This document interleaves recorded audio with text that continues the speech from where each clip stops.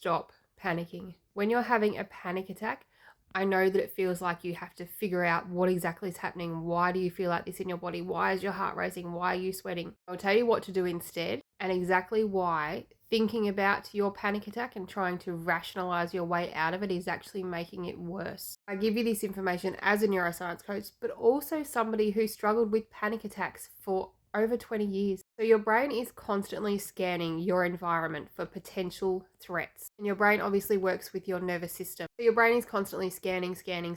And the only way that it knows or it thinks that something is a threat is when it looks at your subconscious programming. What it's checking for is checking to see if there is a familiar situation or a similar situation, something where maybe the environment's the same, maybe the lighting's the same, maybe the smell's the same, maybe the sounds are the same, maybe somebody looks the same. It uses your sensory system. If there has been any time in the past from when you were born up until whatever age you are now, where there was a moment in time where something threatened your safety, and I don't mean your safety as in you're going to die. It can be the fear of being judged. It can be that you were bullied. It's an emotional wound. It all comes back to the fact that as humans, we are built for connection. We are meant to connect with other people, and anything that threatens that connection to others will set off alarms in your nervous system. When your brain looks at your filing, your subconscious program, which is everything that has been stored from birth up until today, if it sees something similar that once was a threat to your connection, you being loved or to you being judged for you not feeling good enough, and automatically, without you being consciously aware of it, brain releases cortisol and adrenaline. These are your stress hormones, and they are produced to either get you to fight or to get you to flee.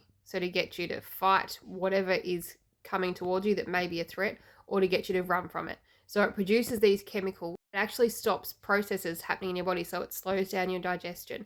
It forces all the blood to your limbs so that you can get up and you can run. It increases your heart rate. When you start to question this panicked feeling and you start to ask yourself, why am I feeling this way? Why is this happening again? What is going on? Am I going to have a heart attack? Am I dying? Am I going to be sick? Am I going to faint? You are actually telling your nervous system that yes, there is a threat. We need to do something. So your cortisol and your adrenaline just keeps on rising and rising and rising. So what do you do instead? And how do you actually teach your brain that this is not a threat? Work with it. In the moment, you do not question it. Instead, you do things to try to get your prefrontal cortex, the rational part of your brain, to come back online, because when you're in this fight or flight, you are living through your limbic system. This is the emotional fear center part of your brain. The first thing you can do is name it. Now, I don't have panic attacks anymore, but when I was doing this work to overcome my panic attacks, I used to actually name it, to actually have a sense of humor with my panic. I would say something like, here we go again, brain, you've detected something weird.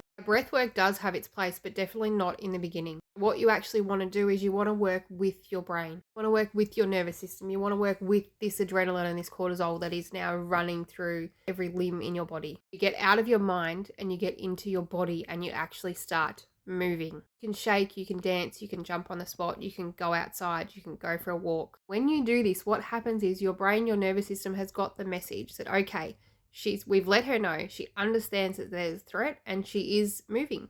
She is running from the tiger. She is fighting the tribe. As you move your body, you actually excrete that excess cortisol and that adrenaline. Then as your body starts to calm back down, then you can do the breath work, but you're not doing it to fix yourself. You're just doing it to work with your body. This is just the first stage when those panic attacks are absolutely unbearable. But once you start doing this, your panic attacks are not going to be as strong. Nervous system will start to understand, she sees that we're panicked.